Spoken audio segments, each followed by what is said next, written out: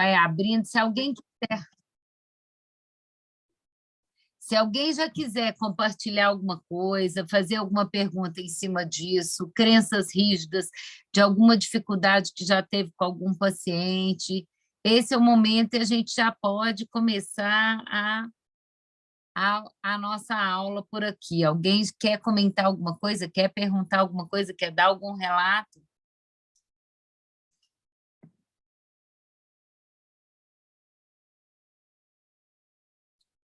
Deixa eu ver aqui. Acho Então, que vamos lá. foi muito bom até agora. Estou ansiosa pelas próximas aulas. Tá bom, Maria Fernanda, bem-vinda. Olha só, gente, eu vou começar aqui colocando algumas coisas. Eu vou começar por aqui mesmo, tá, Bela? Eu estou vendo vocês. Quem Tá bom. puder abrir as câmeras, gente, eu gostaria, porque eu vou vendo a carinha de vocês e eu vou dando o tom da aula. Eu vou vendo se as carinhas estão assim, se não estão assim, se estão assim. Aí a gente vai tentando perceber o que está acontecendo. Vocês estão em dúvida, se não estão, para a gente ver, para a gente ir monitorando. Como a gente não está presencial, isso faz muita falta e faz muita diferença. Bem, eu pediria, quem puder abrir as câmeras, vamos abrir nas câmeras, que a nossa comunicação fica mais assertiva, gente, e fica melhor para todo mundo. Vamos lá. Né? Todo mundo aqui, quem já atende, quem não atende, eu sei que tem estudante aí, tem gente que já atende, já tem gente que é psicólogo, então eu sei que o grupo é um pouco heterogêneo nesse ponto, mas aí, assim, eu vou colocar algumas questões que eu vejo com os meus alunos em supervisão, e que eles têm dificuldade, e que eles trazem muito isso, né? Não é incomum, muitas vezes, quando você vai trabalhando o paciente, vai desafiando os pensamentos do paciente, isso durante a terapia mesmo, no decorrer da terapia, desafiou pensamento automático negativo, fez o questionamento socrático, né? Na agenda mesmo, a gente tem, no Cog Planner, a gente tem vários questionamentos socráticos. A gente tem questionamento socrático para tristeza, questionamento socrático para raiva, questionamento socrático para ansiedade, para ajudar o terapeuta a conduzir melhor, a fazer as perguntas mais adequadas para cada tipo de emoção. E a gente tem também os questionamentos socráticos para mudança de comportamento também. À medida que a gente vai fazendo isso com o nosso paciente, ele vai flexibilizando. Então, muitas vezes, ele vai trazer crenças, vai trazer pensamentos parecidos. Por que os pensamentos são parecidos? Porque a crença está lá.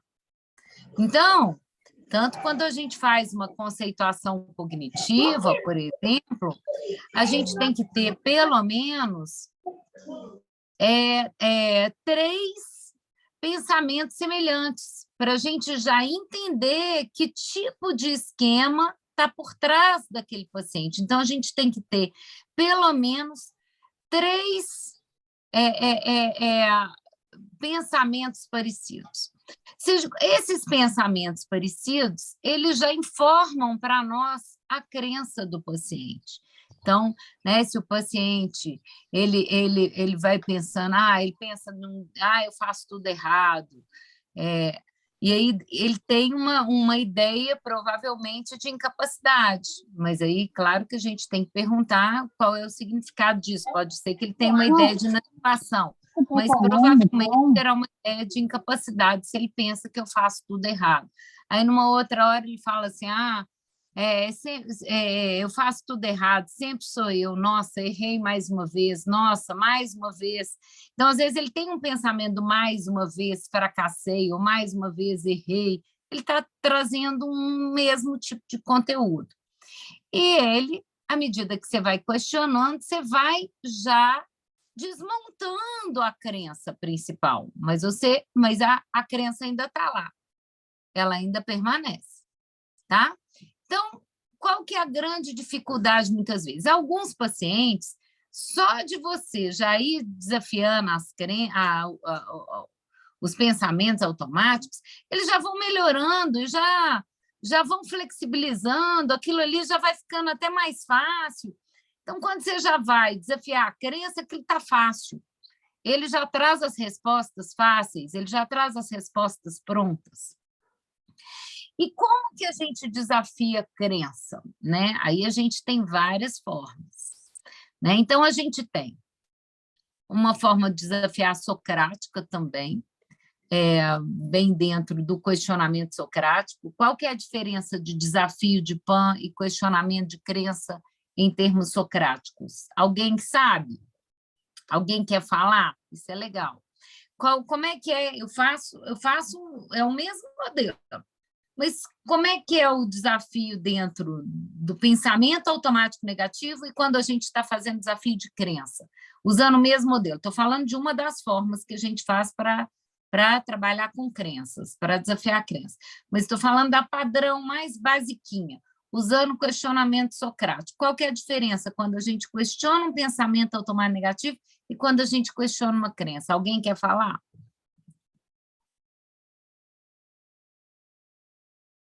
Ih, todo mundo quietinho, caladinho. Vamos lá, gente. Então, alguém quer arriscar? A gente está junto aqui.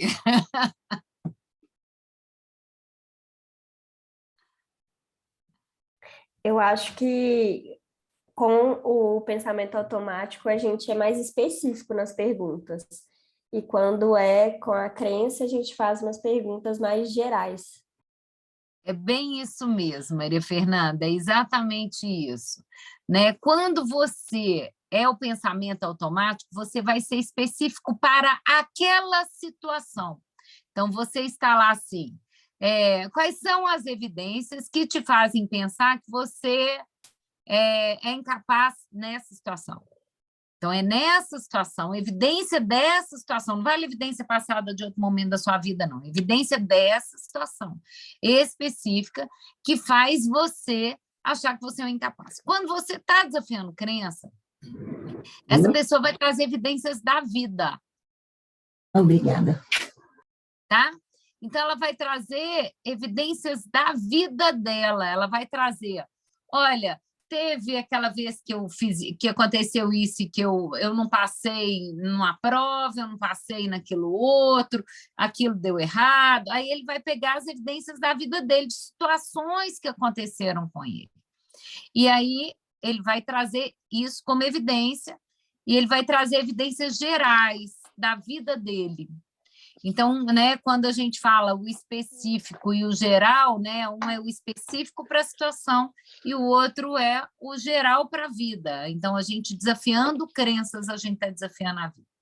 Bem, mas tem paciente que a gente faz isso. Ele traz um monte de coisa e ele continua dizendo: eu sou péssimo mesmo. Não tem jeito para mim. Né? Então, ele ainda continua, por mais que você já tenha desafiado um monte de pensamento já tenha mostrado para ele que aquilo não é verdade, já tenha mostrado para ele que não é bem daquele jeito. Então, a gente tem outras formas de fazer, né? Uma das formas é, quais são as vantagens e desvantagens de continuar pensando assim?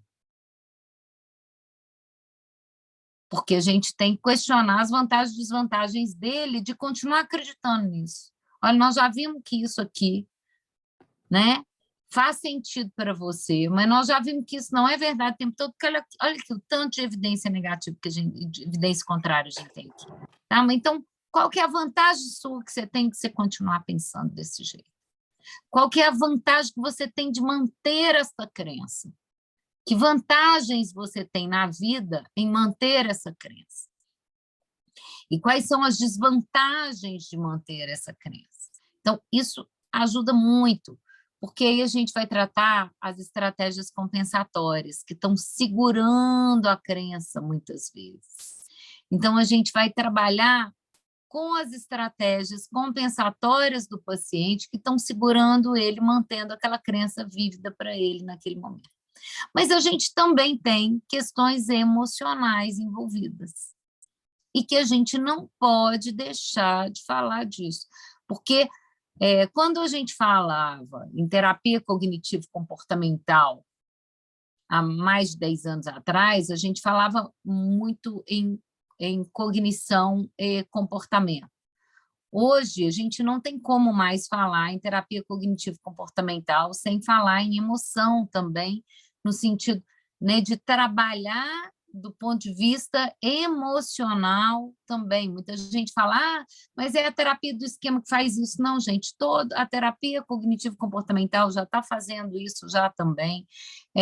Todos os outros processos terapêuticos, porque as terapias cognitivas, eu entendo a terapia cognitivo-comportamental como um guarda-chuva, que tem várias abordagens ali de baixo. Aí você vai trazer, a gente vai ter a terapia cognitivo-comportamental, a gente vai ter a terapia do esquema, a gente vai ter terapia do esquema emocional, a gente vai ter terapia metacognitiva, a gente vai ter ACT, a gente vai ter terapia focada na compaixão, a gente vai ter... Então, olha só o tanto a gente vai ter terapia comportamental dialética, a gente vai ter terapia comportamental dialética radicalmente aberta, que é a RODBT. Olha o tanto de coisa que eu citei aqui para vocês. A gente não deve, na minha visão, excluir nada. A gente não deve excluir nada. Né? Até hoje em dia, o Reis tem falado da terapia focada em processos. O que ele tem falado muito? Os últimos cursos que eu fiz com ele, o que ele tem falado? Ele tem falado, olha, para algum paciente vai ser importante você trabalhar a terapia metacognitiva com ele. E aí, para outro paciente, vai valer a pena você ir mais para o lado da DBT. Para o outro, vai valer a pena. Então, você tem que ter mais recursos, e quantos mais recursos você tiver, você vai ser mais assertivo, porque você vai identificar com aquele seu paciente aquilo que faz mais sentido para ele e aquilo que vai ajudar mais o seu paciente ali. Então, vamos lá. Então, do ponto de vista emocional, né, a gente tem as estratégias de visualização. Né? Eu ensino no meu curso de formação, eu ensino para os meus alunos as estratégias de visualização, algumas das estratégias de visualização. Porque elas são muito úteis, principalmente quando a gente vai trabalhar a história infantil relevante do paciente, aquele trauma infantil mais pesado que o paciente traz, para os pacientes que trazem algum tipo de trauma, mas não somente para quem traz algum tipo de trauma, quando a crença também é uma crença muito arraigada. E eu, de uma forma geral, quando possível, e se o paciente me dá essa abertura, nem todos dão, eu faço esses exercícios. Alguns falam, eu não quero fazer essas coisas de visualização. Tudo bem. Né? Mas a própria Judite, né, eu já vi ela falar sobre isso e já há mais tempo, não estou falando de agora, de 10 anos atrás. Ela, peraí, fecha o olho aqui agora. Qual é a memória mais antiga que você tem enquanto criança com relação a essa situação que você está me colocando? Vamos olhar, percebe ali a sua emoção nesse momento, o que a criança está sentindo, o que está acontecendo. Então, a gente vai fazer a mesma coisa que a gente faz de olho aberto, só que a gente vai fazer de olho fechado. A gente vai fazer o paciente ver a situação lá, primária lá, né?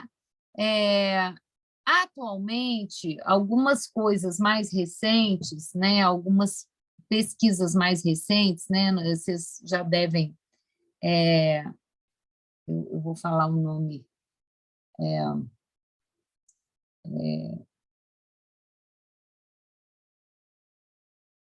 Imaginary Rescripting. Agora, como é que seria isso em português?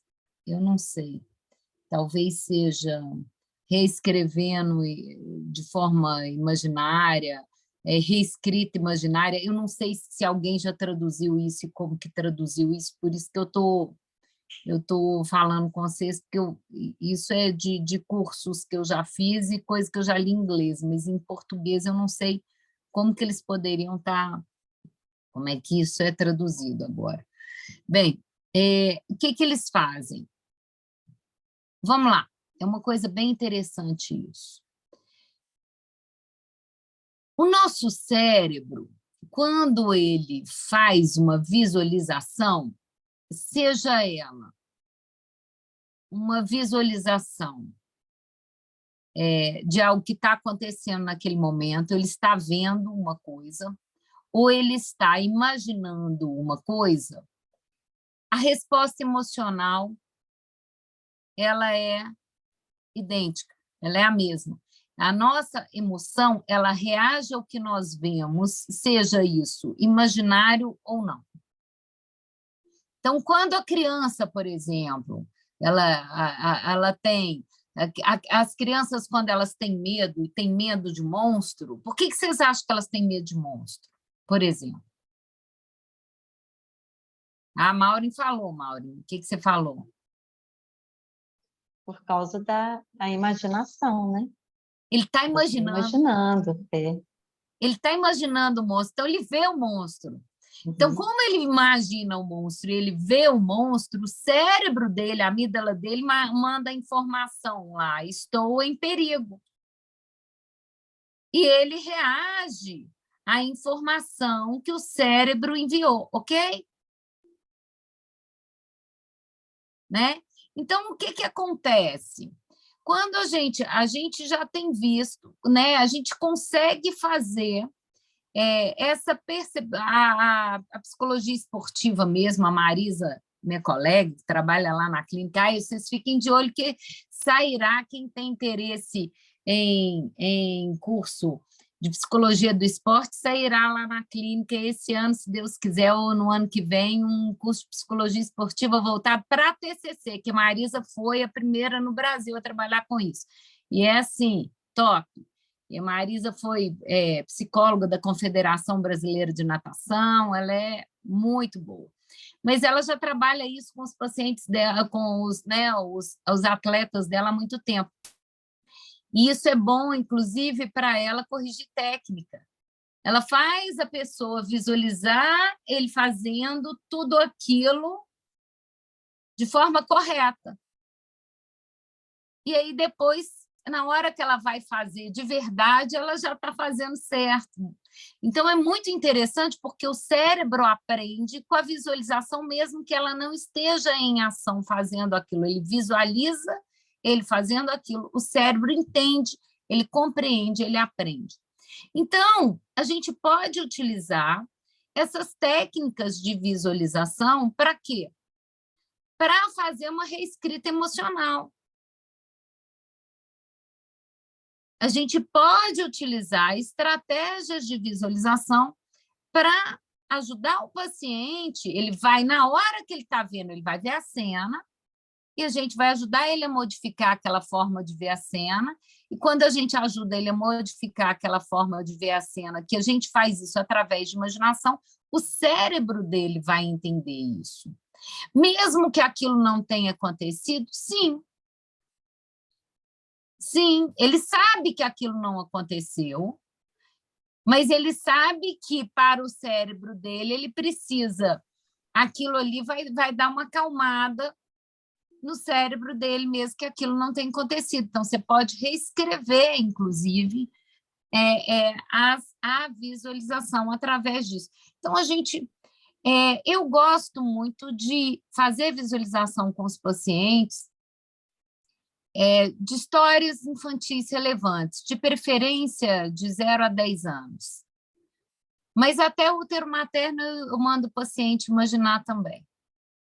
Muitas vezes eu faço isso com eles, né? Então, peraí, né? Então aí a gente vai fazendo essa modificação das crenças deles e faz a modificação emocional. Por quê? Porque o paciente está sentindo, vocês vão ver, na hora que vocês fazem uma visualização, a resposta do paciente é totalmente diferente de quando ele está somente falando para você e relatando a cena que aconteceu. Esse tipo de técnica pode ser utilizado para essas crenças mais profundas, mas pode ser usado também para a gente tratar trauma. Os pacientes com algum tipo de trauma, por exemplo, isso é muito eficaz para tratar trauma. Né? Então, assim, já tem gente que já está falando mais nessas técnicas de visualização, como agora, né, nesse último congresso que eu fui, até falei falei, olha, eles já estão falando menos em técnica de exposição e mais em técnica de visualização. Então, como estratégia para tratar trauma. Não é que a gente está dizendo que as estratégias de exposição não funcionam para tratar trauma. Elas são padrão ouro para tratar trauma, mas eles têm falado que os de visualização estão chegando próximo e muitas vezes até superando essas estratégias de exposição. Então, que a estratégia de exposição é quando o paciente vai falar muito sobre o trauma e falar várias vezes e repetir aquela história traumática que a gente já sabe que funciona e sabe que dá certo. Mas já estão falando muito nisso. Então, né, isso são algumas das coisas que a gente pode fazer. O que mais que vocês fazem? O que mais que vocês fazem? Quero saber, vocês, quando vocês estão tratando um paciente, vocês têm uma crença mais arraigada, uma crença mais difícil, né? Que tipo de coisa vocês costumam utilizar com o paciente? Quem já tem aqui já uma experiência maior, que tipo de coisa costuma fazer?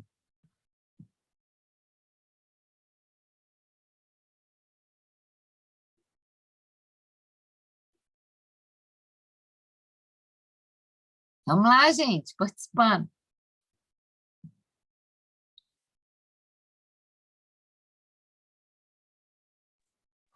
Pode falar? Pode. Vantagens e desvantagens, como que seria se fosse diferente daquilo, o que que a pessoa gostaria que fosse, e ela tentar se ver nessa outra situação, o que que ela poderia fazer agora para ficar mais próxima a isso que ela estava querendo. Isso, Patrícia, excelente, né? Vantagem e desvantagem eu tinha falado, mas era assim, mas é bem isso mesmo, né? O que que ela pode fazer? A gente pode trabalhar com ela, o que que ela entende. Muitas vezes, algumas dessas questões, aí eu vou colocar outras coisas, podem estar também relacionadas com a questão do perdão. Então, com a dificuldade de auto-perdão ou dificuldade de perdoar outrem. Então, nesses momentos, a gente pode tentar observar o que mais... Eu geralmente faço perguntas, né, que é um pouco disso do que a Patrícia falou, eu vou além, eu vou ali questionando e tentando entender o que está segurando muito esse paciente. Geralmente tem culpa ou tem alguma coisa relacionada com uma dificuldade de perdoar. Então, às vezes, a culpa é de se auto-perdoar, às vezes é o auto-perdão, eu tenho culpa e tenho uma dificuldade de auto-perdão, ou às vezes eu tenho uma dificuldade de perdoar alguém. Então, isso daí vai gerar crença rígida. Vai gerar crença rígida. Então, por isso que eu estou aqui colocando, né? Quais são as questões, porque isso precisa ser abordado. Muitas vezes eu pergunto para o paciente quando isso acontece, eu tenho uma perguntinha-chave, né? As meninas que trabalham comigo, elas já conhecem essa pergunta de longe. Eu falo assim, o que você ainda não me contou? Que você precisaria me contar?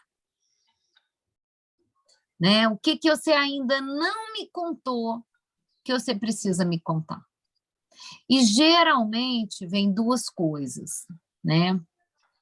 Geralmente vem abuso, algum histórico de abuso que às vezes o paciente não tinha trazido ali para mim naquele momento e a gente vai precisar trabalhar. Ou algum histórico de algum tipo de violência mais grave que essa pessoa tenha sofrido, né? E geralmente vem algo que ela fez e que ela se sente culpada, né? E muitas vezes vem aborto, né? Com muita frequência, né? Quando o aborto é induzido, não quando o aborto é espontâneo, mas quando o aborto é induzido, ele também costuma aparecer. Então, muitas vezes a gente vai ter que trabalhar essas outras coisas também, a gente vai ter que trabalhar esses traumas, porque são traumas, e eles estão lá. Então, muitas vezes o paciente, quando ele tem uma crença mais profunda, mais arraigada, ele vai ter algo nesse sentido que precisa ser abordado, que precisa ser cutucado, que precisa ser investigado. E se a gente não investigar, o paciente ele vai melhorar, mas ele não vai melhorar. Então, a gente vai precisar trabalhar. Então, muita gente, às vezes, tem uma ideia da TCC, olha, você vai lá, usa as técnicas, não sei o quê e tal, você questiona, é simples. Bem, não é tão simples assim. TCC é difícil de fazer, não é fácil, né? Mesmo a gente que já está habituada há muito tempo, a gente tem que, às vezes, ir investigando, tem que gerar hipótese, né? Meus alunos, né, no curso de formação mesmo sabem, eu falo, olha, faz essa pergunta para o seu paciente, me traz na próxima sessão, na próxima supervisão. Aí eles falam, não, como é que você sabia que era isso que estava acontecendo? Eu falei, gente, isso é experiência, vocês vão ter esse tipo de percepção depois. Mas isso é bom que vocês já percebam, que eu já estou dando para vocês uns caminhozinhos para vocês já irem entendendo, mas é porque a gente já tem experiência, né? Pacientes mesmo, às vezes, com toque, e que toque de pensamento, por exemplo, muito grave, eles, às vezes, aparentam deprimidos. E eles não falam sobre os pensamentos deles, porque o toque é algo muito complexo, porque o toque aborda principalmente valores daquele paciente. Então, ele tem vergonha de falar sobre pensamentos que vão contra os próprios valores. Então, eles, às vezes, não vão falar isso com a gente. E aí o paciente fica empacado. E, às vezes, na hora que você está trabalhando essa crença mais profunda, que às vezes você vai perceber que não era depressão, que seu paciente tinha era outra coisa, que ele tinha era um toque, por exemplo, com um toque de pensamento tão grave, tão severo, que ele não deu conta de falar isso com você. Então, esse momento é um momento muito importante, porque a gente tem que questionar. Então, quando eu faço essa pergunta, né? O que ele tem? Às vezes eu falo, o que você tem vergonha de falar para sua sombra? Eu faço essa pergunta, às vezes. O que você teria vergonha de contar para sua sombra? Fala para mim. Né? Você tem algum pensamento esquisito, doido, que você tem vergonha de contar para sua sombra? Eles falam. Aí, quando eles falam, a coisa aparece, aí a gente vai entender o que está acontecendo. Então, essas crenças mais rígidas, né, elas são sinais de transtorno. Né? Então, a gente já, na grande maioria das vezes, é um sinal de um transtorno, né? De personalidade, muitas vezes. Nem todos, mas grande parte das vezes já é um sinal de transtorno. Então, a gente precisa questionar mais para ir desmontando. E quando a gente sabe que o paciente tem um transtorno, a gente sabe que tem traumas profundos. Então, a gente vai precisar trabalhar esses traumas profundos do paciente. A gente não vai poder deixar ele solto. A gente vai ter que ir um pouquinho mais, questionar um pouquinho mais, ir um pouquinho mais além. Né? Então, assim, esse tipo de questionamento é muito importante. Eu trabalho muito com os pacientes, eu até tenho na agenda, a gente tem um e-book, que é o e-book do perdão, e que esse e-book eu fiz e eu trabalho muitas vezes com os pacientes, que eles vão ver assim, quais são as crenças que eles têm sobre perdoar, por exemplo, que impede eles de perdoar. Então, eles marcam. E aí eu desafio, crença por crença. Crença por crença que impede eles de perdoar. Por que eu desafio? Porque se a crença continuar lá, ele não vai perdoar. Se ele entender que perdoar é dar ao outro a permissão para ele continuar me magoando, ele não vai perdoar ninguém. Mas perdoar não é dar ao outro a permissão para ele continuar me magoando. Perdoar não é para o outro, perdoar é para mim. Né? Aliás, tem um livro lindo, né, que fala sobre isso, que quem depois quiser ler, leia. Eu acho que para essas questões voltadas, para essas questões mais existenciais e mais profundas, eu acho lindo, que é A Bailarina de Auschwitz. Então, quem não leu, se quiser ler, é um livro muito bacana. Né? Bailarina de quê? Oi? Bailarina de quê? A Bailarina de Auschwitz. Deixa eu ver se eu estou com ele aqui. Pode mandar depois no grupo? Não estou com ele aqui, não. Hã? Pode mandar depois no grupo? A gente vai mandar sim, Patrícia, pode deixar. Vou mandar Você aqui manda no a chat. foto. manda a foto depois do livro, tá, Bela? Mas esse livro, Patrícia, é muito bacana. Ele foi escrito por uma psicóloga que passou pelo campo de concentração, quase morreu, era judia, uma judia, né? São 2 livros que eu acho que são imperdíveis, que vão muito nessa mesma linha. Um é o do Viktor Frankl, que é Em Busca de Sentido, que eu acho que são livros que todo psicólogo tem que ler, não tem como não ler, né? O Viktor Frankl, eu, Renata, como terapeuta cognitivo-comportamental, né? Eu tenho como base filosófica a logoterapia e a psicologia positiva, porque eu entendo que se a gente não trabalhar o que faz o sentido de vida do paciente, muitas vezes a gente não vai ajudar o paciente. Então, a gente tem que ajudar também nessa parte de sentido de vida. E para isso, o Viktor Frankl, ele é hors concours, não tem, é insubstituível. Mas a autora, a Eva, acho que é Eva agora, não, Edith Egger, a Edith Egger, que é a da bailarina de Auschwitz, ela já fala, ela fala que o Viktor Frankl é a terapia do sentido. Já ela fala que ela faz, se ela tivesse que chamar a terapia dela, que ela faz de alguma coisa, ela chamaria de terapia da escolha. Eu acho que os dois estão certos, porque a escolha e sentido, elas se conectam, e a gente precisa ajudar o paciente a ter autonomia, né? A ter responsabilidade, né? A ser independente com responsabilidade, né? Liberdade com responsabilidade. O Viktor Frankl fala muito disso, de liberdade com responsabilidade. E eu acho que é isso que a gente precisa ajudar os pacientes mesmo, meio nessa linha mesmo.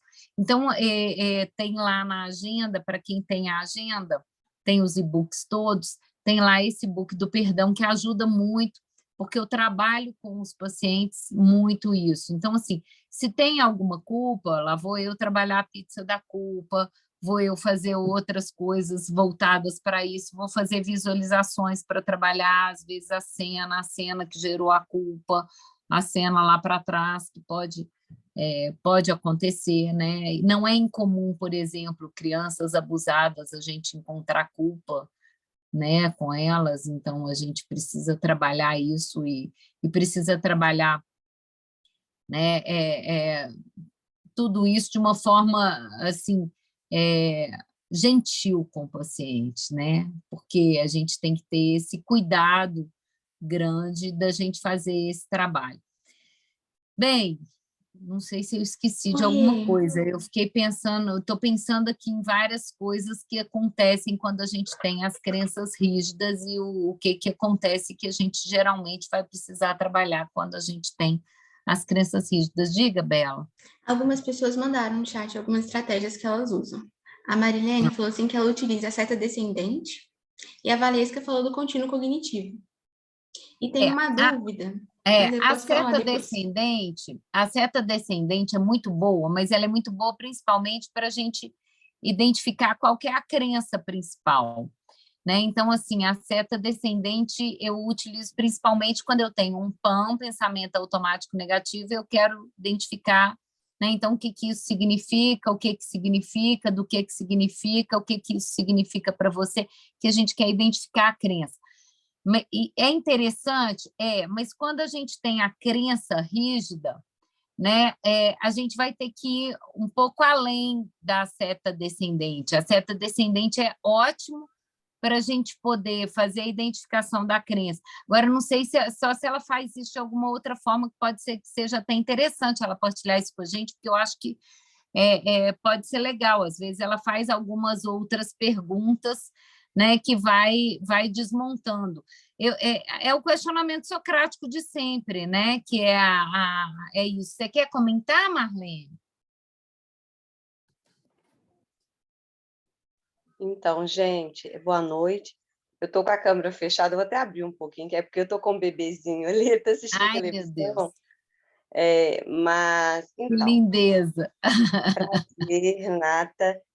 Eu estou Prazer. num processo que eu estou estudando a TCC, porque eu me identifiquei na clínica, eu me formei há 3 anos e meio, com essa, eu percebi que era a minha cara, que eu estava ali como meio que psicanalista, mas, de repente, eu percebi que eu era a cara da TCC, porque eu fazia mais intervenções, porque, de uma forma instintiva, eu já estava utilizando Maravilhoso. várias habilidades que a TCC já fala, isso aqui é a técnica tal. Gente, mas eu utilizo isso. Então, era assim, aquele instinto. E aí, quando eu falo de seta descendente, eu acho que é porque, como eu não domino tanto assim ainda as técnicas, eu vou mais assim no que acontece no aqui e agora, no ser com o outro, como diz a existencial ali. E aí eu entendi que é o que a TCC chama de seta descendente, mas agora está até mais claro quando você traz, mas é tipo assim, eu percebo que tem alguma coisa ali que não foi dito, algo não dito, né? E às vezes eu percebo claramente que tem uma questão com perdão pelos relatos, ou culpa mesmo, ou pode ter um abuso, como foi falado.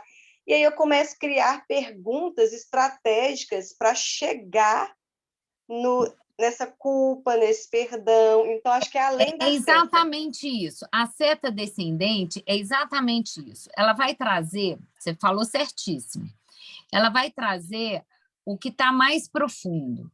Se eu falo assim, sei lá, nada dá certo para mim, é uma fala minha. O que significa nada dar certo para você? Eu posso perguntar para o paciente. Significa que eu não faço as coisas da forma correta. E o que significa para você achar que você não faz as coisas da forma correta? Que eu sou que as coisas que eu faço que eu faço tudo errado e que eu sou por isso eu sou uma fracassada. Aí você entendeu, você chegou ali. Então eu vou ter que trabalhar, eu faço tudo errado e por isso eu sou uma fracassada, não é nada dá certo para mim. Nada dá certo é porque eu é que faço tudo errado. Então é o que significa para ele nada dá certo. Porque para uma outra pessoa nada dá certo pode significar que eu sou um azarado. Entendeu? Então assim, um vai pensar, eu faço errado, eu sou um fracassado mesmo, o outro vai pensar, eu sou um azarado. Eu tenho muito azar, dei muito azar na vida. Nasci nasci do jeito errado, né? Então, assim, a seta descendente é ótima mesmo para a gente ir além, para poder ajudar a gente a identificar a crença.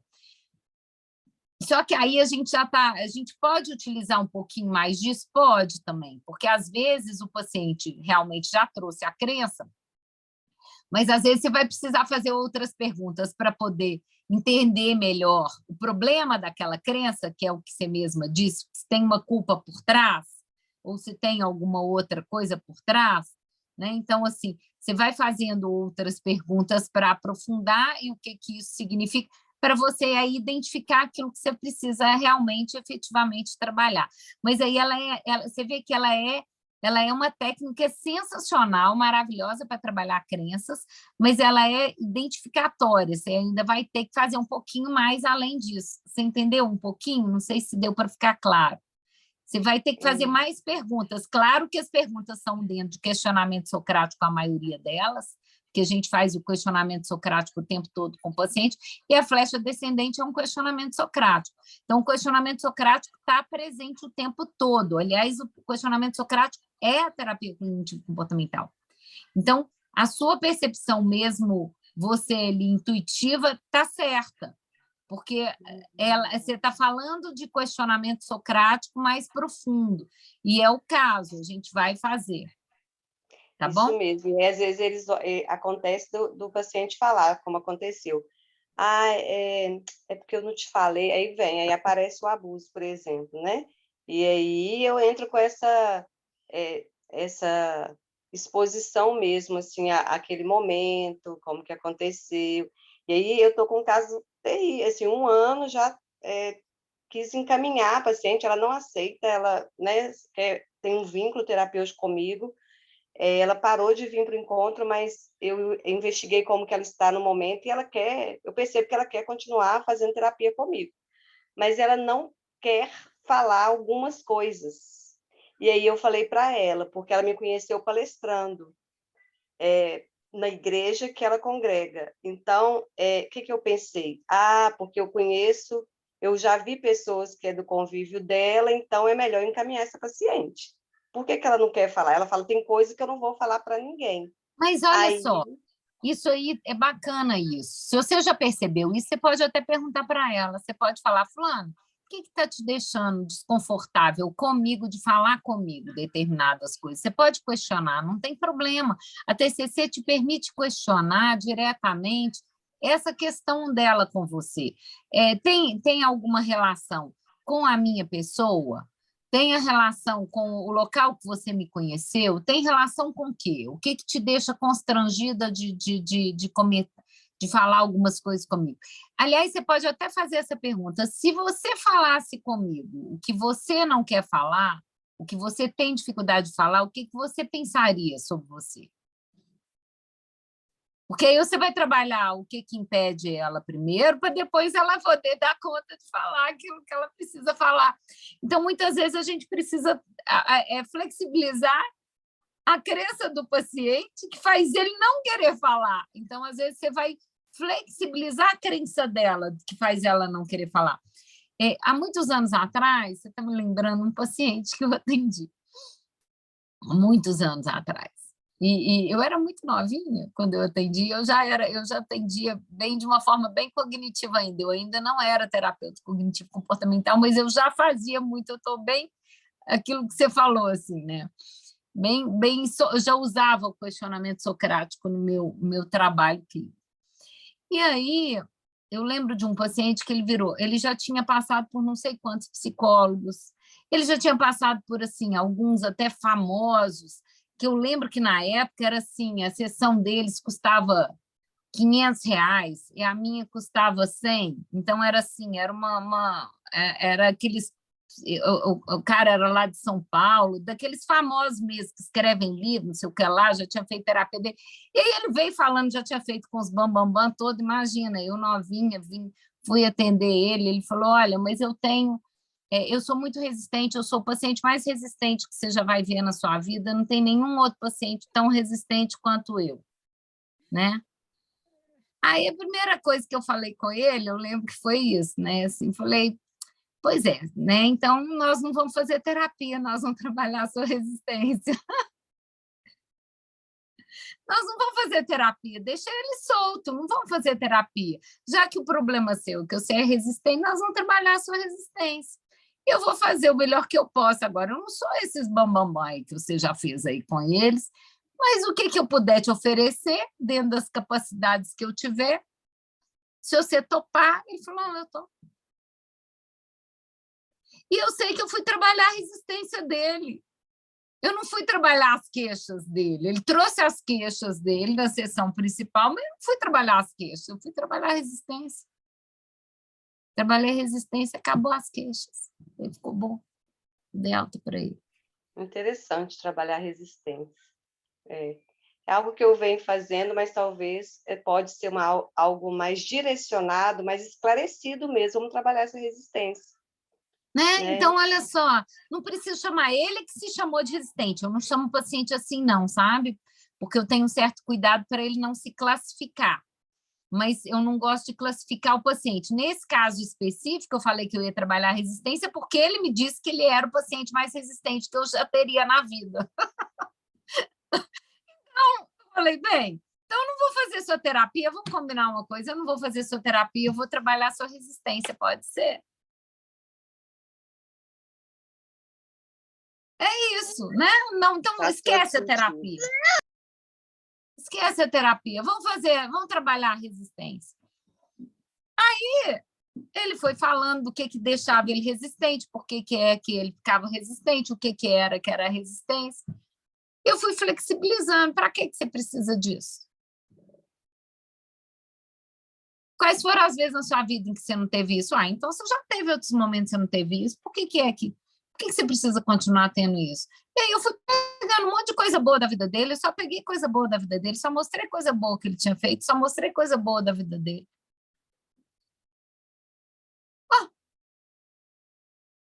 Deu certo. Entende? Então, assim, a gente às vezes vai pelo caminho secundário. né? Às vezes essa paciente, por exemplo, ela já falou que ela não vai falar, eu não falo assim, você tem que me falar, você vai me falar, não. O que você pensaria de você se você me falasse? Quais seriam as conclusões que você tiraria sobre você se você me falasse o que você não quer me falar? O que você... Aí, às vezes, ela fala, não, você vai pensar isso de mim, o que pode acontecer? Às vezes eu pergunto, o que pode acontecer se você me falar o que você não quer falar? Você vai pensar que eu sou sei lá o quê. Aí, quem te garante o que eu vou pensar? E supondo que eu pensasse isso? O que isso diz sobre você, se eu pensar? Uai, e se eu pensar isso, você vai saber se eu pensei ou se eu não pensei? Então, eu vou questionando, eu questiono o paciente, o que isso significa para você, se eu pensar isso? Supondo que eu pensasse. E se eu não pensar? O que você vai perder? Porque eu posso não pensar. E aí, o que você está perdendo se eu não pensar isso? Né? Por que é que será? E eu ia questionar, por que será que a opinião do outro tem tanta importância para você? Eu ia questionar. Por que a opinião dos outros tem tanta importância para você? Por que a minha opinião teria tanta importância? Por que o que eu penso faria diferença na sua vida? Que diferença faria? Olha quantas perguntas eu posso fazer. Tudo questionamento socrático. E a gente pode fazer tudo isso e questionar mais. E quanto mais a gente questiona, mais a gente chega lá, mais a gente ajuda. A gente cria estratégias. Às vezes vem coisas que a gente não imagina. Vem, o paciente traz um negócio que você fala, nossa, nunca imaginei que tivesse um trem desse na vida dessa pessoa. Você fala, não, né? Às vezes tem pacientes que surpreendem a gente, não é possível, né? Mas você já foi usuário de droga, mas você... Às vezes você fala, não é possível, né? Aquilo não bate com aquela pessoa, não combina, mas já foi, deixou de ser, melhorou. Então, assim, às vezes, porque você está vendo a pessoa ali naquele momento, então ela vai trazer algumas coisas que ela às vezes se envergonha do passado dela, que ela às vezes tem dificuldade. E que, pelo contrário, né, se ela já foi usuária de droga e não é mais, ela não deveria ter vergonha disso, porque, na realidade, ela superou algo muito, muito difícil. E, pelo contrário, isso seria até uma força, né, dessa pessoa e não um problema. Então, a gente pode, muitas vezes, a gente se surpreende, a gente pode ir trabalhando desse jeito. Bela, o que mais? Mais alguém? Quer falar mais alguma coisa? Obrigada, Renata. Não ficou muito claro, ajudou bastante. Obrigada. Bela, mais alguém? A outra pergunta da Patrícia é sobre o exercício de visualização. Ela disse assim que com os olhos... É uma pergunta, né? Se com os olhos fechados deve ter um efeito muito mais eficaz. Em geral, tem. Porque, Patrícia, o que acontece? Quando você está de olho fechado, você está com o emocional ativado, porque você está vivenciando. Então, vou fazer um exercíciozinho com vocês aqui simples, só para vocês entenderem o que é que eu estou fazendo. Pode ser? Né? Vocês vão fechar os olhos aí rapidamente, todo mundo de olho fechado, porque eu quero que vocês experienciem, tá? Todo mundo de olho fechado. Vocês vão respirar bem fundo, deixar o ar entrar nos pulmões de vocês. E solta bem devagar.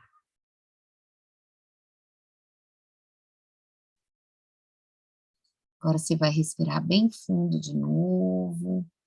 Inspira, inspira, inspira, inspira. Vai enchendo o pulmão de ar. Vai enchendo. Segura aí o ar. Segura. E agora solta bem devagar.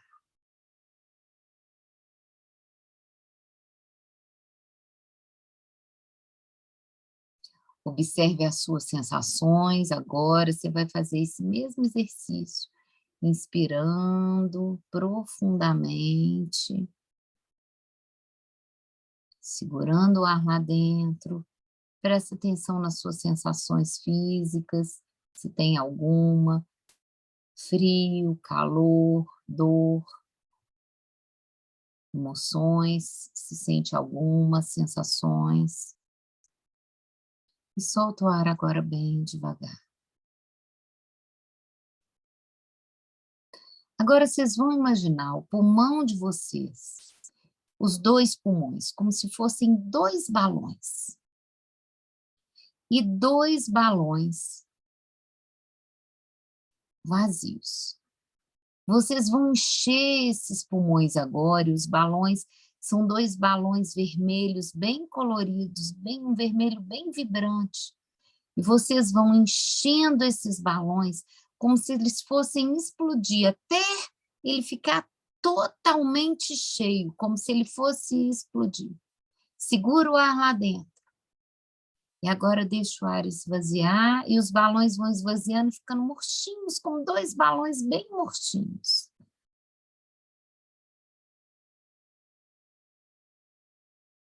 Vocês vão fazer mais uma vez esse exercício, visualizar os pulmões como se fossem 2 balões. Os 2 balões vão encher, encher, encher, encher, como se eles fossem estourar. Segura o ar lá dentro, um pouquinho. E esvazia, vendo os balões vermelhinhos, esvaziando, como se eles fossem murchando, 2 balões bem murchinhos. Observem agora, deixa a respiração caminhar normalmente, observando ainda esse balão, e o balão enchendo e esvaziando. E à medida que esse balão enche e esvazia, vocês observem as sensações, as emoções.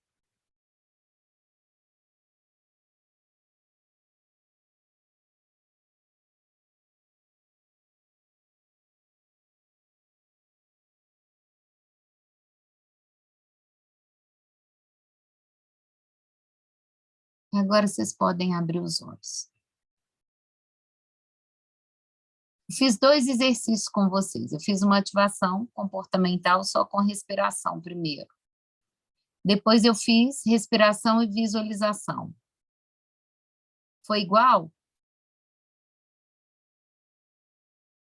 As cabecinhas estão assim. Não. O que foi de visualização diferente? é mais rica, né? Você aciona a forma, né?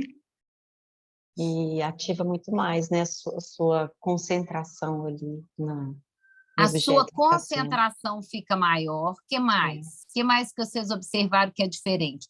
De quando eu só mandei respirar e de quando eu mandei respirar e mandei visualizar o pulmão como se fosse 2 balões.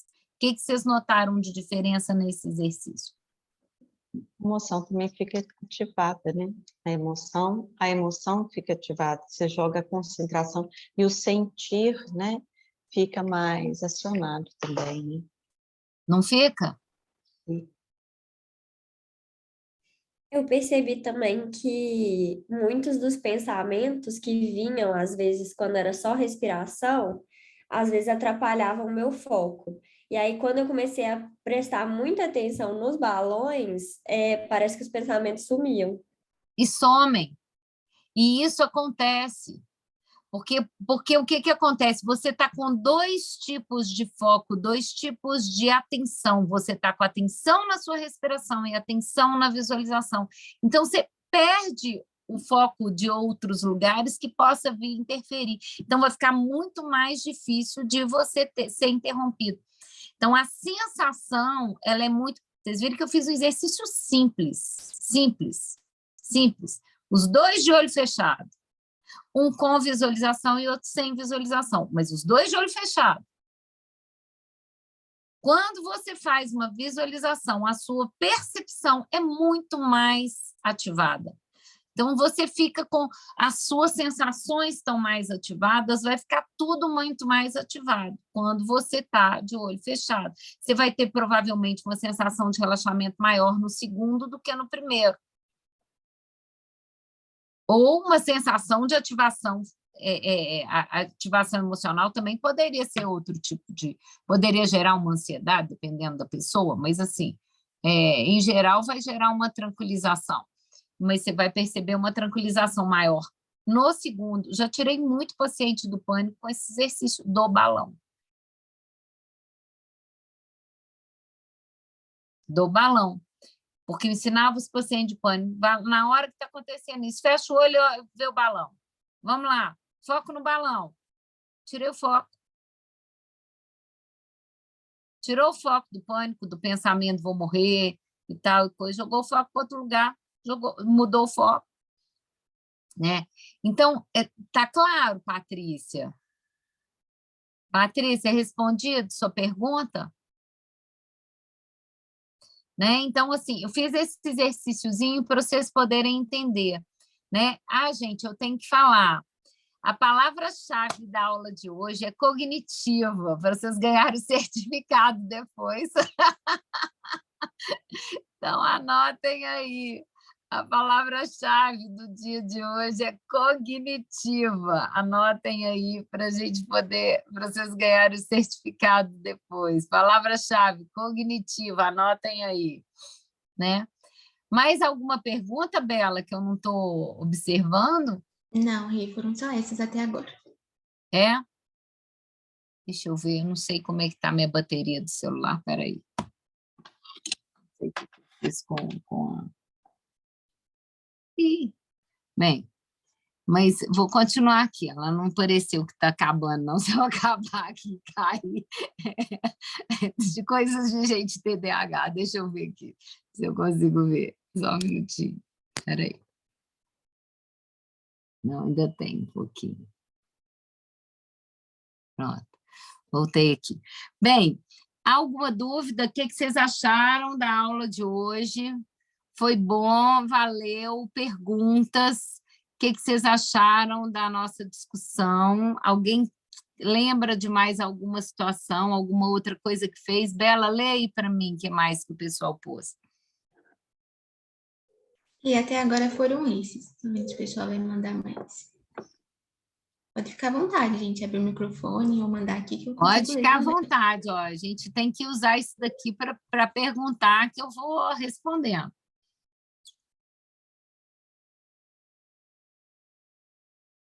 O que já aconteceu? Me contem aí um caso que foi difícil. Porque uma coisa que a gente não pode esquecer é que muitas vezes os terapeutas cognitivos comportamentais, isso era uma coisa que eu ia dizer, ainda bem que eu lembrei. Uma das coisas que os terapeutas cognitivos comportamentais muitas vezes eles se esquecem é, né?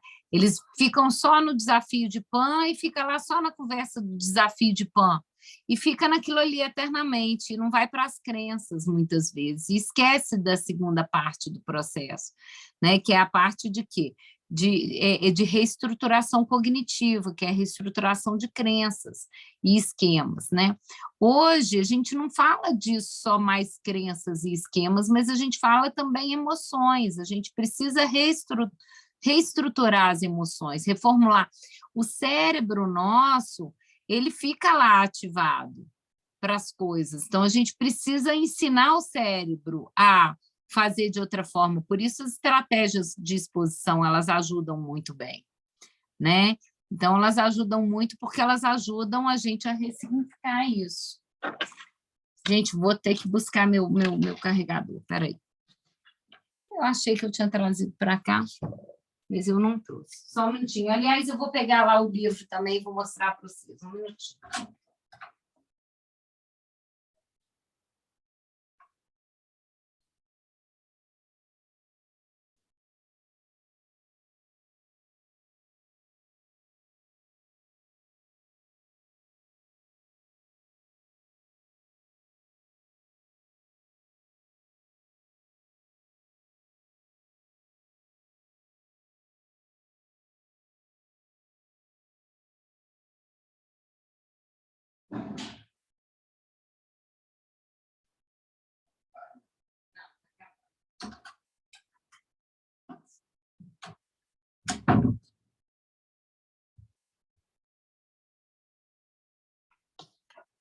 Esse livro, ó. Esse é o livro que eu falei com vocês, tá?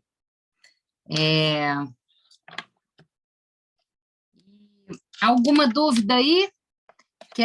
Vão aproveitar agora, que aí eu já vou colocando mais coisas. Eu fui colocando as coisas que eu lembrava. O Rê, tem uma dúvida da Sônia. Ela acabou Ei, de mandar. Sônia, tudo bem, querida? Ela disse assim, então você falou do toque de pensamento, é o mesmo que o toque de... Oi, desculpa, Sônia. Você quer falar ou pode ler? O que você prefere? Não, pode ler, porque eu não consigo abrir o vídeo agora. Pode Não, ler, sem sim. problema, então. Então ela fala assim, Rê, então você falou do toque de pensamento, é o mesmo que o toque de tabu?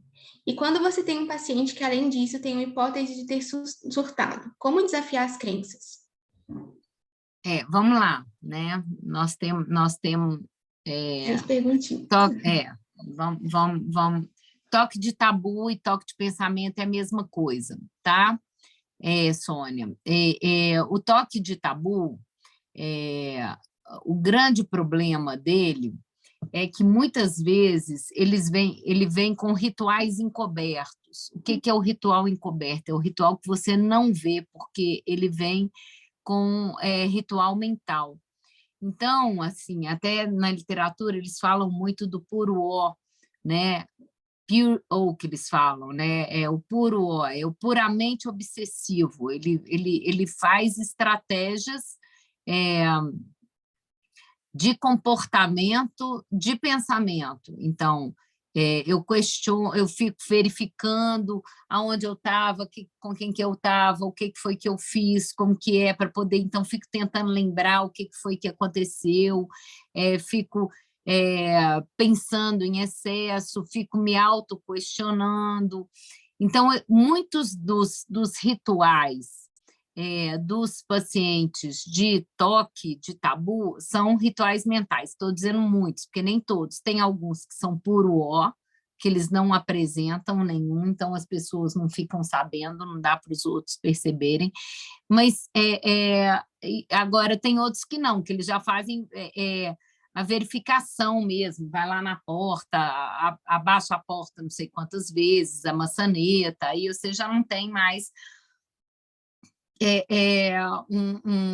um comportamento somente obsessivo de pensamento. Aí você já tem um ritual normal mesmo. O que acontece? O que ela falou mais? Dos pacientes que às vezes apresentam surto. O que acontece, gente? Assim, eu cada vez mais, e outro dia eu estava participando de uma mesa até na Jornada Mineira de Psiquiatria, né? E um psiquiatra que estava apresentando junto comigo, ele falou uma coisa que eu concordo plenamente, acredito nisso, e eu penso assim, eu penso nos transtornos como evolutivos. Então, eu acho que a gente vai evoluindo e aquilo vai complicando. Então, até que aquilo chega numa psicose. Então, o toque, por exemplo, com uma esquizofrenia, eles são muito próximos. No toque, o paciente ele vai pensar e acreditar no pensamento dele. Então, o pensamento é uma verdade para ele. O fato dele pensar e acreditar é uma verdade para ele. Na esquizofrenia, ele escuta. Ele não pensa, ele já escuta. Então, ele já tem os delírios, né? Então, assim, a gente vê como uma linha evolutiva.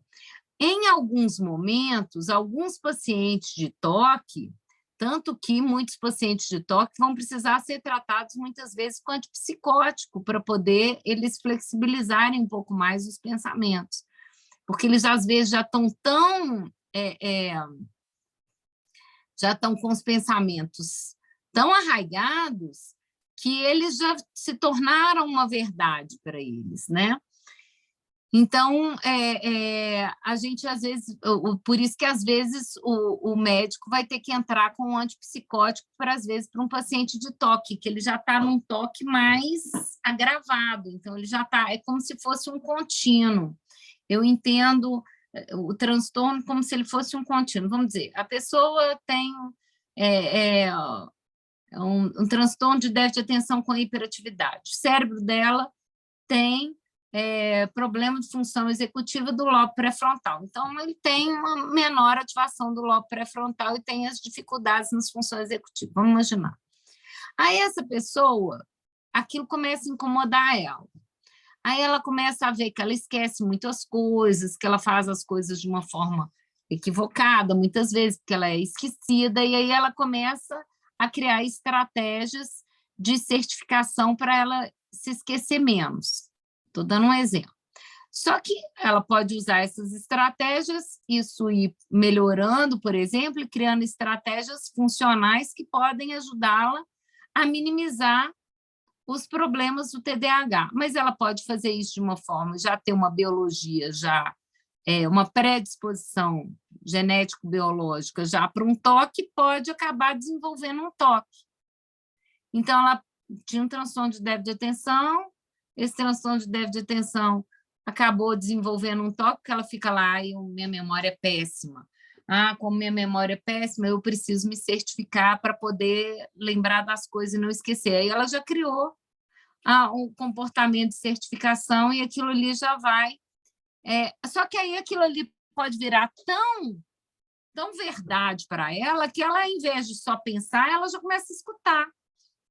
Mas ela tem que ter, claro, que é uma propensão genético-biológica para esquizofrenia, gente. Vocês estão entendendo o que eu estou colocando? Mas é meio evolutivo. Ela foi criando estratégias de pensamento, que essas estratégias de pensamento foram desenvolvendo um transtorno mais avançado. Então, assim, eu, Renata, entendo que tem coisas mais basais. Então, por exemplo, o que para mim é mais basal? O transtorno de déficit de atenção, os transtornos do espectro autista, são transtornos mais basais, mais iniciais. Os outros, tanto que a gente não fala muito, a criança tem o transtorno X ou o transtorno Y, a gente não dá muito diagnóstico antes dos 14, 15 anos, porque a gente entende que a criança ainda está em evolução, mas é porque a gente sabe que ela pode aprender algumas estratégias de um transtorno e desaprender e modificar aquilo ali. Então, ela está mais flexível para modificar. Então, ela consegue ainda modificar mais rápido. Então, quanto mais rápido, a gente já percebe que já tem características do transtorno X com a criança, percebeu, quanto mais rápido você fizer uma intervenção, melhor, mais resultado você vai ter ali.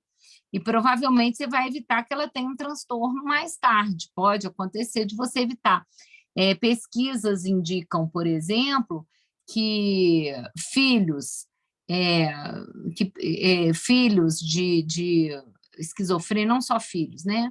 Pessoas com uma tendência grande para esquizofrenia, ou que os pais ambos são esquizofrênicos, ou um deles só, ou alguma coisa nesse sentido, né? Comparado com o grupo controle, pega aquele grupo fazendo TCC e pega o outro grupo sem fazer terapia, o grupo que não faz terapia, X% surtaram, o grupo que fez terapia, um número muito menor surtou, assim, metade só do que o outro. Então, assim, você vê que existe a TCC, ela é uma abordagem preventiva, inclusive, para os transtornos psicológicos, inclusive a esquizofrenia. Então, assim, ela pode ser uma forma de você evitar que essa pessoa depois, mais tarde, desenvolva uma esquizofrenia depois, mais tarde. Né? E, para mim, isso faz todo sentido, porque eu penso desse jeito, eu penso como os transtornos como algo evolutivo. A pessoa vai criando estratégias comportamentais disfuncionais, mas no intuito de criar uma estratégia funcional, dela se atender. Ela quer se atender, o objetivo dela é sair do problema, só que ela cria um problema ainda maior com aquela estratégia que ela criou para sair do problema. Então, ela criou uma estratégia tentando sair de um problema que acabou gerando um outro tipo de problema para ela ainda maior.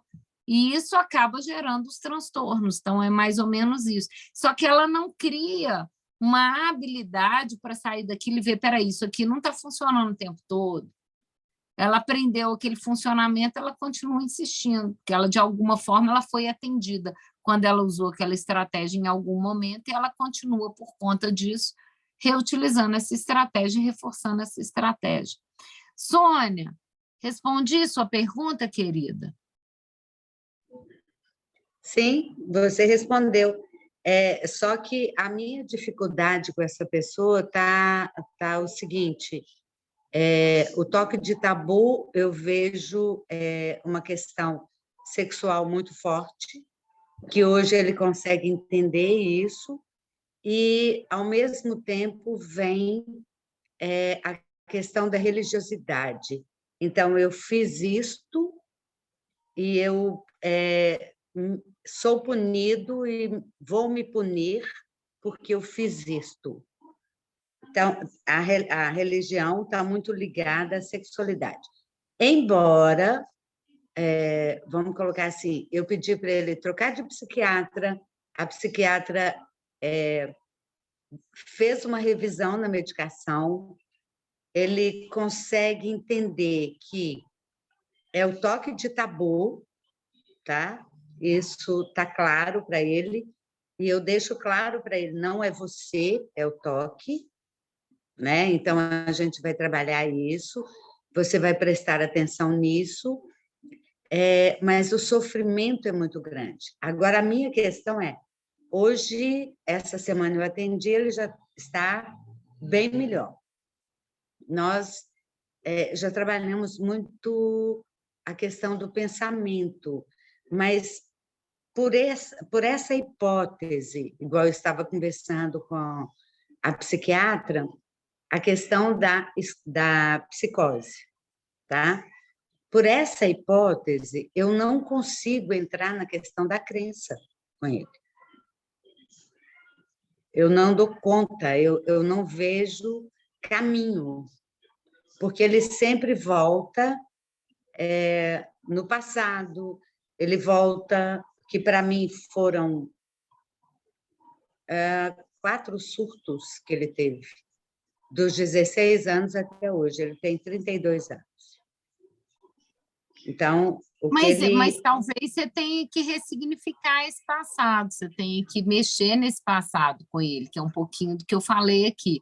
Fazer, às vezes, uma estratégia para ele de visualização, voltar lá naquela situação lá, mas trabalhar isso fazendo uma ressignificação disso, né? Quer dizer, eu não sei como é que o seu paciente está vendo, né? Então, assim, fica difícil de eu dar um palpite aqui. Mas, assim, às vezes, a gente pode fazer algo nesse sentido. O que acontece com os pacientes mais... Por exemplo, se eu vou trabalhar um paciente esquizofrênico, o que eu vou mostrar para ele? Que a mente dele funciona de um outro jeito. Então, ele vê coisas que os outros não veem, ele escuta coisas que os outros não escutam, e que está tudo bem, ele pode escutar, ele pode ver, ele pode ouvir, isso não é sinal de que ele tenha que fazer, o que ele tenha que atender, o que ele vê, o que ele faz, ao que ele vê, o que ele ouve, ele não tem que atender a isso, e é isso que a gente precisa fazer no trabalho com os pacientes esquizofrênicos, por exemplo, mostrar para eles que aquilo ali que eles estão vendo, só eles estão vendo, mas não é um problema só eles verem. Desde que ele entenda que tem coisas que só ele vai ver, e isso não necessariamente é real. Então, assim, mostrar para ele que esse pensamento em si... Porque o que acontece com o paciente de toque? O paciente de toque, ele tem fusão de pensamento. Então, ele tem, né, que é muito... A terapia metacognitiva, que eu adoro, ela trabalha muito isso. Então, ela trabalha... Ai, gente, peraí, vocês estão me vendo? Sim, vendo e ouvindo. Então tá, peraí. Não, então tá. Mas então, o que acontece? A pessoa que tem o toque, ela tem uma fusão, isso é o Adrian Wells que fala, de pensamento e situação, ou seja, eu acho que se eu penso que isso irá acontecer, essa situação, nessa situação aqui, pensar nessa situação é sinal que isso irá acontecer, quase como se eu tivesse um poder premonitório, eu sou capaz tenho premonições e sei que isso vai acontecer porque eu estou pensando. Então, ele tem fusão, pensamento e situação.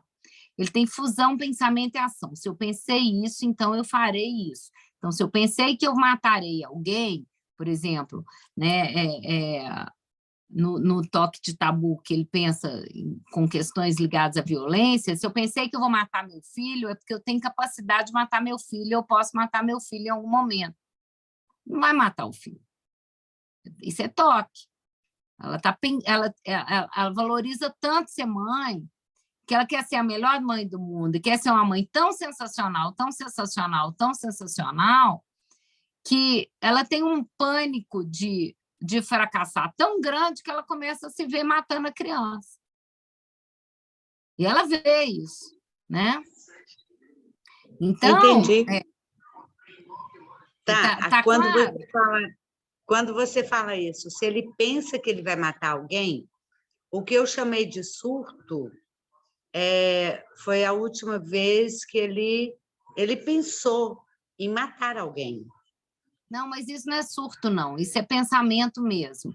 Isso é pensamento mesmo, né? Não é surto. Isso não é surto, isso não é evidência de esquizofrenia. Isso é toque mesmo, é toque de tabu e toque de tabu de violência. Então, isso não significa que ele vai matar. Ele tem pensamentos de que ele pode vir a matar. E se a gente acreditar que isso é real e que isso pode ser um surto e que ele pode vir a matar alguém, aí complicou. Então, nós temos que entender que isso é toque. Isso faz parte é uma sintomatologia do toque. Tem toque de suicídio. Tem gente que acha que pode vir a se matar, mas não é porque tem desejo de se matar, é toque de suicídio. Mas não é um risco de suicídio, é toque de suicídio. Ela não tem risco de se matar, mas ela acha que ela vai se matar. Então, é toque. Entendeu? Então, eles têm esses tipos de pensamento, né? Porque provavelmente ele está em sofrimento tão grande que esses tipos de pensamento vêm à cabeça dele. Então, peraí, né? Ele tem o toque, ele tem o pensamento do bad me, eu sou ruim, eu sou mal. Então, ele entende que ele pode vir a fazer qualquer... Aliás, basta uma reportagem na televisão com um pai que matou um filho para poder... Nossa, eu também posso fazer isso. E se eu fizer isso também? E se eu matar meu filho também? Então, basta uma reportagem dessa, ativa o toque de uma pessoa que ele tenha... Esse toque é ativado por medo? Medo de praticar? E essa que é a diferença, é o medo de acontecer é que faz ficar vindo o pensamento, que é diferente de quem quer fazer mesmo. É totalmente diferente. É totalmente diferente, Patrícia, porque o toque, ele é medo. O toque é assim, ele tem pânico, ele tem pavor, ele tem horror, ele tem aversão a fazer isso. Então, ele fala assim, mas eu vou fazer, mas ele tem um pânico de fazer. Então, ele não é um psicopata.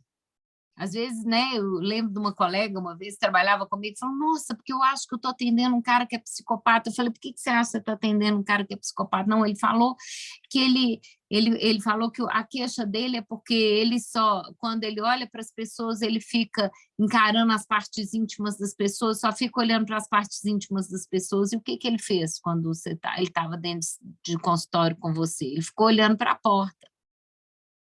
Toque típico, gente. Ele ficou olhando para a porta. Por que ele ficou olhando para a porta? Porque ele estava com medo de olhar para a terapeuta e, por acaso, o olho dele bater no peito dela, e aí ele estava com medo disso. Isso é toque puro. Ela falou, eu tenho ele até de porta aberta. Ele não é perigoso, ele não vai fazer nada com você. Ele estava olhando para a porta. Renata,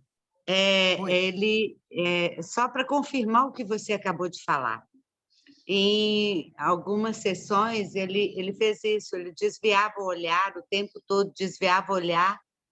Aí eu fui questionando, e ele falou, né, porque em alguns momentos passavam alguns pensamentos na minha cabeça e eu tinha medo de você escutar os meus pensamentos. Gente, olha só, o toque é isso. O que, que acontece com o toque? Aquilo que para a pessoa é o maior valor. Então, por exemplo, se para mim é um valor ser mãe, estou dando um exemplo.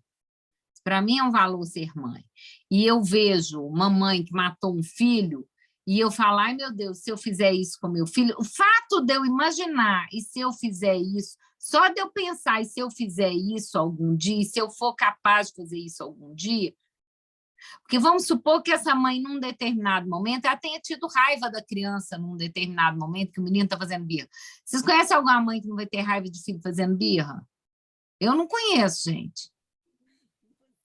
Eu não conheço mãe nenhuma que vai ficar feliz do filho fazer. Ah, que lindo! Ele está fazendo birra de novo, ai, que lindo. Ai, vontade de, né, esganar. Aí, e a gente fala isso mesmo, vontade de esganar, não é assim que a gente fala? É a vontade de esganar. O fato dela ter tido raiva da criança num determinado momento e ver que alguém matou uma criança num outro momento, fala, não, então eu sou capaz de matar. Só dela ter tido uma evidência, só dela ter tido uma situação de raiva. Que mãe que nunca teve uma situação de raiva na vida? Então, aí ela entra num surto, porque é um surto, mas não é um surto psicótico, ela entra no surto do toque. Fala, pronto, aí já ativou o medo dela, ela começa a pensar de que ela pode fazer aquilo, à medida que ela começa a pensar, o pensamento vai embora, o pensamento gruda. Mas o pensamento gruda por medo, porque ela ativa o medo dela. Ela começa a dizer para ela mesma que ela será capaz de fazer aquilo em algum momento, que ela pode, o fato dela pensar pode significar que ela é capaz de fazer aquilo em um determinado momento, entendeu? Perfeito. Então, Perfeito. o toque é exatamente o contrário. Né? O machão, por exemplo, toque de orientação sexual. Não é incomum ver machão com toque de orientação sexual. De ficar achando que pode virar gay de uma hora para outra, o amigo saiu do armário, eu vou sair também.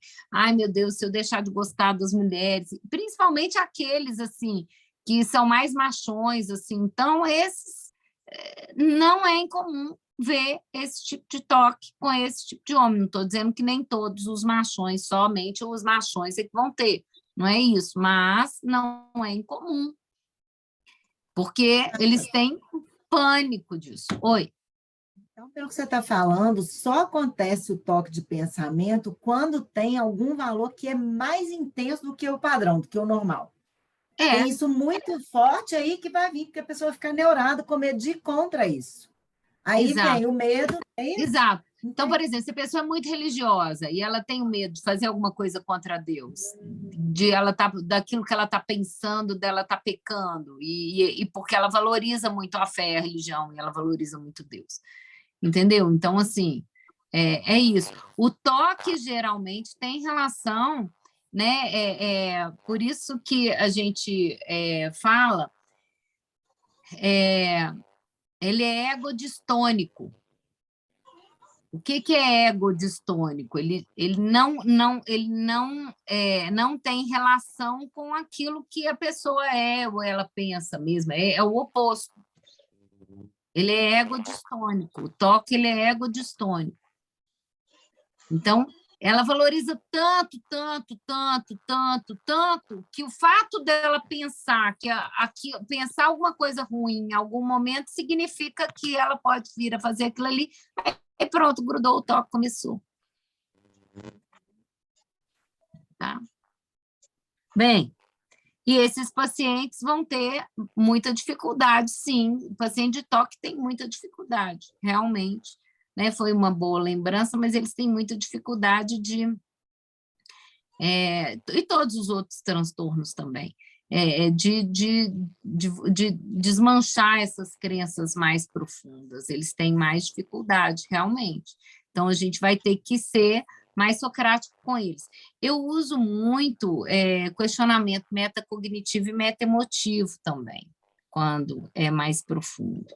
E ajuda bastante. Mais dúvidas? E no chat não, só as pessoas agradecendo, algumas pessoas precisaram sair, como a Rita te mandou um abraço, ela estava aí, a Rita Calil. Manda um beijinho para ela. Quanto tempo, Rita. Bem, gente, alguém mais quer fazer alguma pergunta? A gente fecha aqui.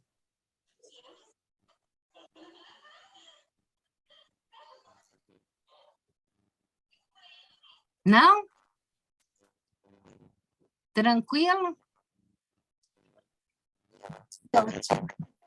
Espero que tenha podido ajudar. Obrigada, Maria Fernanda. Obrigada, Patrícia. Obrigada, Sônia, pelas colaborações. Marlene, quando vocês colaboram, ajuda a aula a ficar mais dinâmica. Quero agradecer vocês de terem contribuído aqui, né? Muito bom, Paty, foi ótimo te ver aqui, querida. Viu? Eu estava atendendo bem na hora da aula, mas assisti depois. Nada é bom demais, porque ele não perde, não dói. Né? Mas, Maureen, querida, obrigada, viu? Manda um beijo. Não sei se ela está aí ainda. Ela teve que sair também, e ela agradeceu. Saiu também. Mas, todo mundo que participou, quero agradecer vocês e os outros e estimular vocês para participarem mais. Vou ficando por aqui, né? Espero que tenham gostado da aula e a gente fica com vocês na próxima aula. Beijinho. Beijo grande, Até mais, gente. Até mais. Obrigada, Tchau. Rita, foi ótimo. Bom te ver, tá com saudade. Beijinho.